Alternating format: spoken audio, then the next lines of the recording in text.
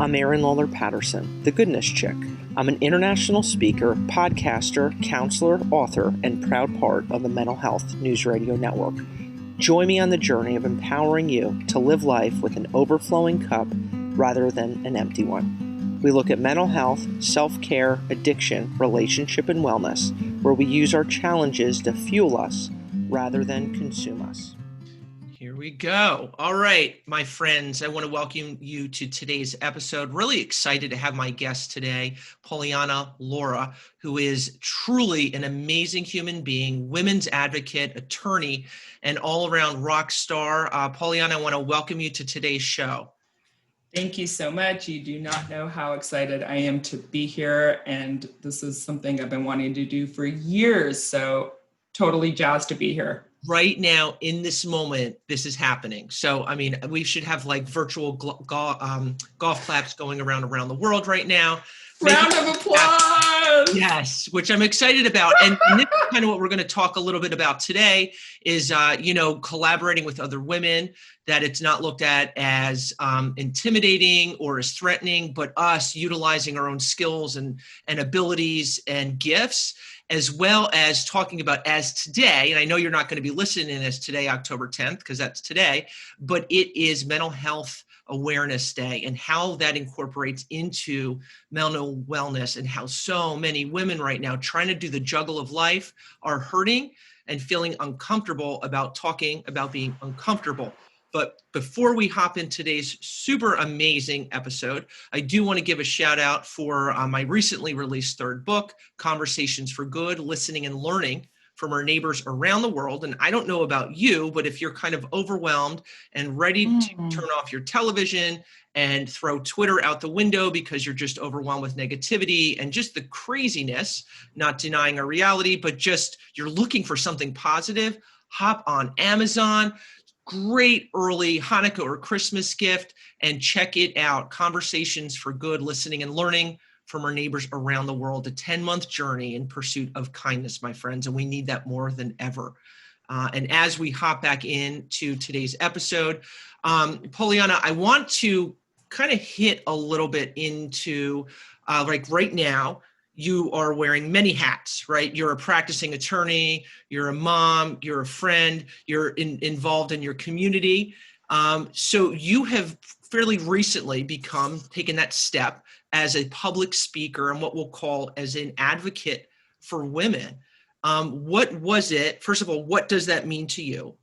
And what was it that inspired you to pursue this line of work? Sure, absolutely. The first thing I wanted to say is when you said that today's National Mental Health Day, I literally got goosebumps because in what we're going through right now, it's like every day is Mental Health Day and mental health awareness. And I'll answer the question that you asked earlier, but this COVID and this pandemic has been very eye-opening with respect to mental health across the board. For people who were having no mental health issues to having real ones right now. And I think that's impacting women at a much higher, much more substantive way than men.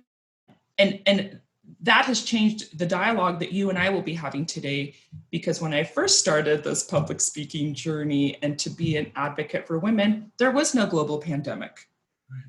And so the things that I wanted to talk about were just everyday basic juggling. And that was without the stress and worry of a lockdown, of a disease, of remote learning. So the conversation is much more important today because this is just horrible. I mean, it's impacting us, everything we do, from the grocery store to socializing to your career. And it's impacting women much worse. So back to your question, why I got into doing the public speaking and advocacy for women. I always wanted to be an attorney. I knew that. And I did it. I went to undergrad, I went to law school, and I became an attorney. And soon thereafter, I got married and had children. And in that process, I had no guidance. I had no mentor. My mother was a stay-at-home mom. it's a generational thing. You know, she raised 2 children. My father worked. My mom never had to deal with being a working mom, and she never had to balance the two. So while my mom is amazing and she is my role model, her role was different. She didn't have to drop us off at daycare and then go to the office and have to pump out a bunch of work and then leave the office in a hurry and drive home and not run 15 people over because she was trying to get to daycare quickly to pick us up. So I realized young professional women have this added layer of responsibility and expectation, yet I didn't find an outlet. I worked at a law firm with a ton of men lawyers, and I felt like I couldn't talk to them about what I was struggling with. And I saw this happening over and over again. And it wasn't just attorneys, it's doctors and bankers and professionals all across the board. I think at a certain level, women are embarrassed or afraid or insecure about sharing their struggle.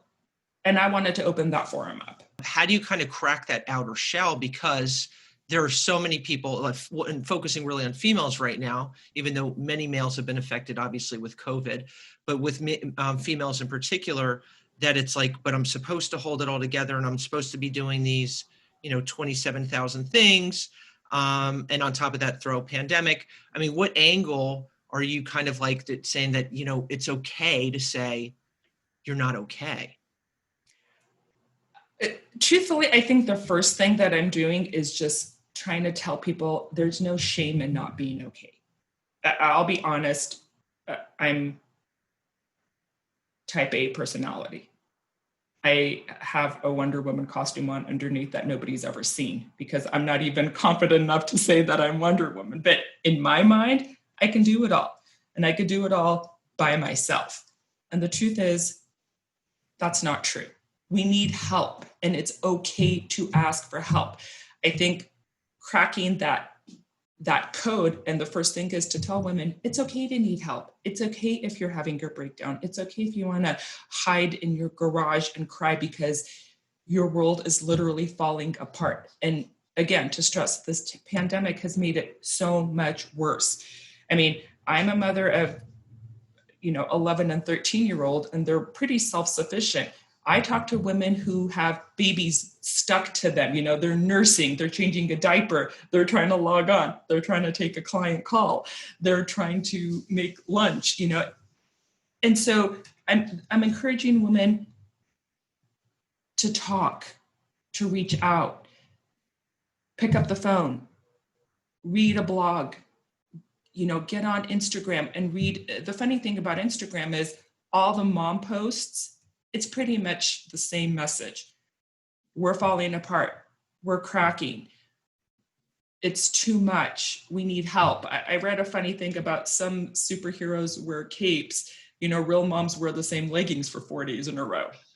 And it cracked me up because it was so true. It was so relatable. And again, as women, I just want to say there's no shame. There is no shame and there is no guilt. And you're all doing an amazing job. I think people are afraid to say, if I admit that I need help, it means I'm failing. And I would encourage women that is absolutely the wrong mentality to have. You are not failing. If anything you're doing is you're taking the right steps to get help, mainly for your own mental well-being. Back to the mental health. If you're not in a good mental place, you're not in a good place. For your children, your husband, your family, your employer. A lot of us are working right now. I could be on email literally 11 hours a day and still be behind. And that's not a reality. We have lives and children. And sometimes we just need to sit back and say, you know what? I can't do it all. And that's okay. And wouldn't you say to some, an extent, especially professionally, that I think about, we can have these lofty goals of what we're supposed to be doing, even though at times we're supposed to be doing things that are just at times kind of unattainable, but setting boundaries that allow us to not be on 24/7, allowing us to not crack, or, doing what we can do, because I do think there's so many women out there right now that are like, I can't, I'm thinking of many of my girlfriends right now who are teachers, and it's like a few days a week they're at home, like trying to teach while their kids are possibly at home, and the other 2 days they're at school, and then they're, and you have kids in different districts, so they're like then even trying to set up childcare, and there's people that don't even want to watch kids because of everything with the virus, and it's all these million things that you cannot be 150%. You can't, and that's where like it's learning how to not be good at what you're doing, do the best you can, but doing the best you can with what you have, because this is where we have people kind of falling apart right now. Right. And so the first thing that you said is, and that's one of the takeaways of when I give the talk, is time. And I literally mean the clock. Like if you're working from 9 to 5, work 9 to 5. I used to be the crazy lady. I was that mom that took calls on the baseball field at 7 o'clock. I used to take calls at a birthday party. When we started taking calls while we were on the car, the new technology hit and you could press a button and talk.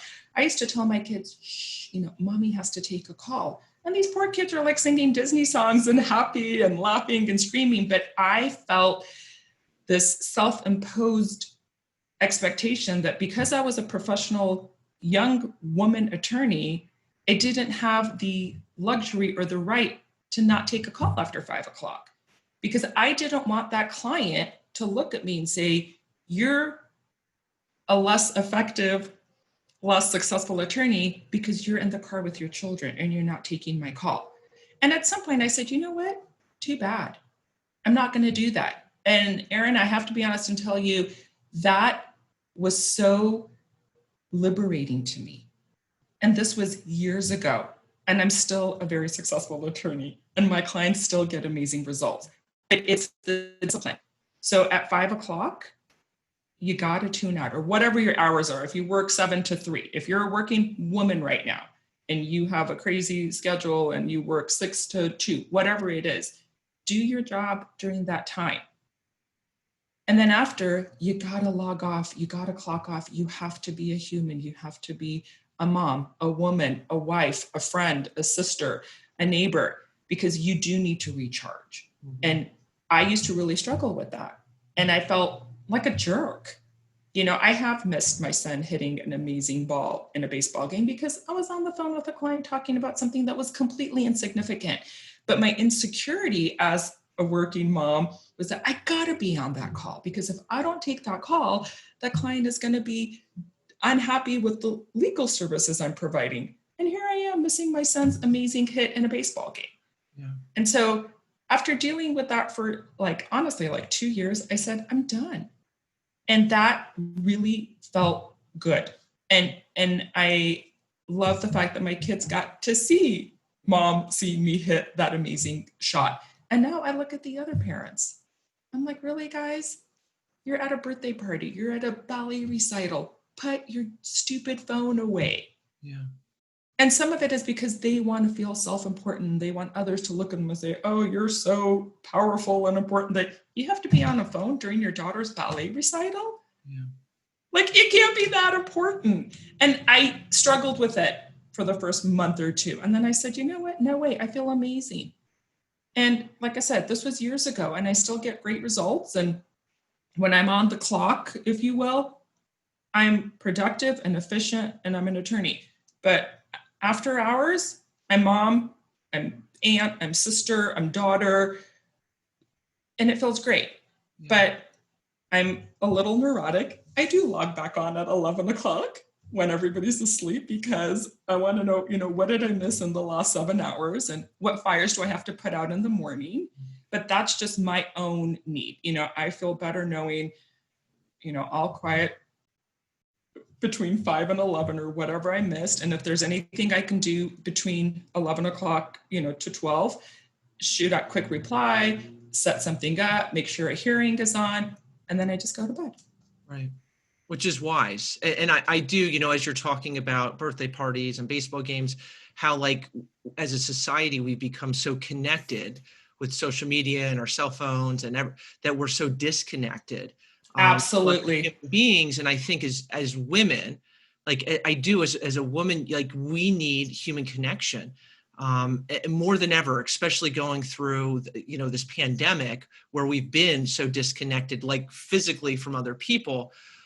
It's important for our mental wellness, and it everybody individually has to make a decision, like what are my boundaries, Exactly. And on top of that, like what works for me in my home, and on top of that is like, am I in the moment, or am I losing the moment because and I even get caught in it sometimes where I'm looking for something, with goodness chick stuff, and then I end up just scroll, like what am I doing? I'm scrolling, like what am I doing? Like, but it's so ingrained. Put it down, put it away, put it down, and live in the moment. It's like, you said your kids are 11 and 13. Exactly. Uh-huh. I mean, and in a few years they're out of the house. Like, how don't tell me. Time? I'm sorry, but it goes. Time goes so quickly, and it's like, okay, what is significant and what's not, and focusing on that. But it's also, kind of turning it back a little bit. If I'm not in a good place, finding ways to get in a good place, because being okay, being not okay is okay, but not being okay long term isn't okay, because it affects the people we love. And I think you project that stress and that chaos and that anxiety and that worry into your children. And I have made it a goal to, no matter what is happening in here, I'm very cautious of it coming out of here, because they're dealing with their own stuff right now. And across the board. All right. So I do want to ask this, when it comes to, our fellow women, what are some ways that we can maybe focus on encouraging each other a little bit more? Or kind of, I do think sometimes judgment can kind of come into play, or we're feeling judged, comparing, contrasting, how many hats you're wearing, how efficient are you? And that in itself can evoke a heck of a lot of stress and impact our level of mental wellness. So I'm going to share a true story with you. This is something that happened and it changed my mind about women and about being supportive. I had my second child and I was at a law firm in downtown Los Angeles, and daycare called and said that my daughter had a very bad cough and that they were a little concerned because it didn't sound good, and it might be croup. And I don't know about your audience, but croup is like this deep, they say it's like a seal barking. It's like, like that. And so I had dealt with that with my son, but I never had my daughter have it. And I was a little upset that the first time she had this, I wasn't there. She was at preschool because I had to be at work.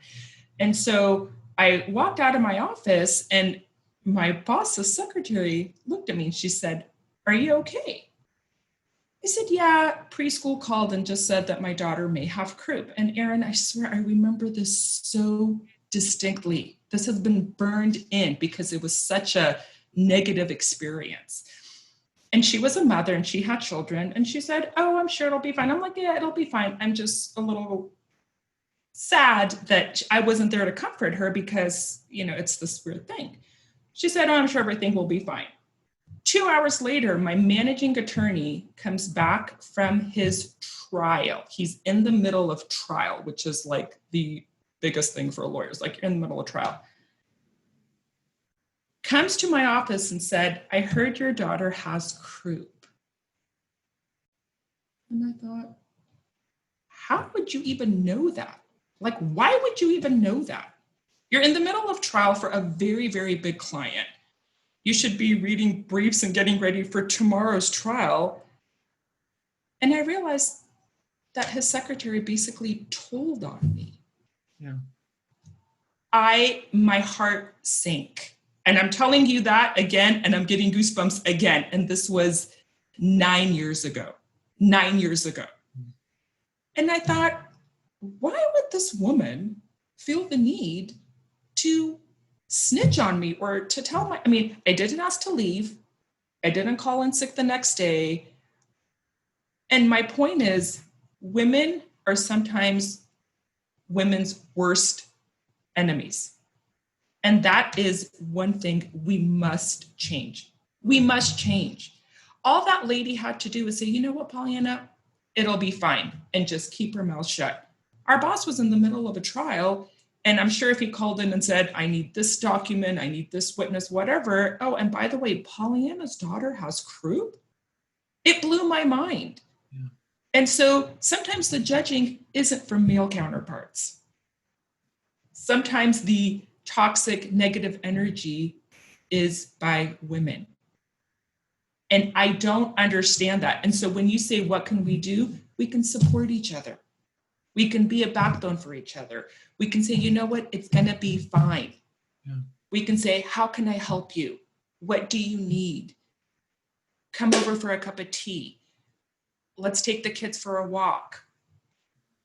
Why don't you drop Lucy off and take 20, 30 minutes and just go, download, be alone. That's what we can do.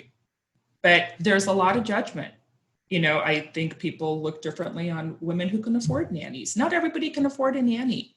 Right. And sometimes there's a lot of judgment. Oh, you're not raising your own children, you're paying a nanny. Well, if that works for that woman, wonderful. Mm-hmm. We're not all built, wired, geared the same. And when we pass judgment on women, we are setting that tone. Right. And so we wonder why men look at us differently. That to me, I cannot process. I can't process that. And so I'm just one person, Erin. Yeah. Together, when we collaborate, I think exactly, that's super important. Exactly. And so I've got a big group of women friends, and I share this message, guys. If you know somebody who's having a hard time, let's bring them in. Let's see what we can do, because we all process, again, differently. I love what you said about tuning out the negativity. I love watching the news because I like to be informed. Mm-hmm. But at some point, the information starts hurting. Right. Absolutely. And so I just need to turn it off. I know there's a pandemic. I know there's an election. I know there's a hurricane. In California, we've been dealing with these crazy fires. We couldn't leave the house because there was so much smoke. Mm. And so why add another layer of negativity and toxicity to a woman? Right. Right. So, and I think being informed is absolutely critically important, but our brains were also not meant to have exposure 24/7, with our cell phones and the constant updates on media and this and that. It's overwhelming, and it cannot not impact us. So all of these little doses, I'll say, of goodness, like kind of finding ways to protect and armor ourselves, because we need to do that. And I think about the judgment aspect is pretty massive among fellow women, and when it needs not to be, because I think when we judge, it's due to our own insecurities, right? Where am I falling short? But look at this person. Listen, we're all in this together. We're all in this together, and let's encourage each other. And when we're in a funky place, or we're just like, what is going on? It is extending ourselves, whether that's to our spouse, whether that's to our best friend, whether that's, letting somebody know at work, you know what, I've got to adjust things a little bit. That does not mean we're weak. To me, when somebody speaks up, to me, it just radiates strength, because all Absolutely. Of us, 100% at certain points in life, we need help. But I think we're ashamed. I don't know what it is. It's like men asking for directions. Yeah. It's the same concept of I'm an educated professional woman. And if I tell somebody, look, can you take the kids for 30 minutes? Because I just need to empty my brain and to fill my heart with happy, positive, loving, rewarding joy, because there's a lot of stuff going on in the world. We think your friend is going to say, oh, you can't handle it? Well, maybe you can't. And that's okay. Because right now there's plenty going on.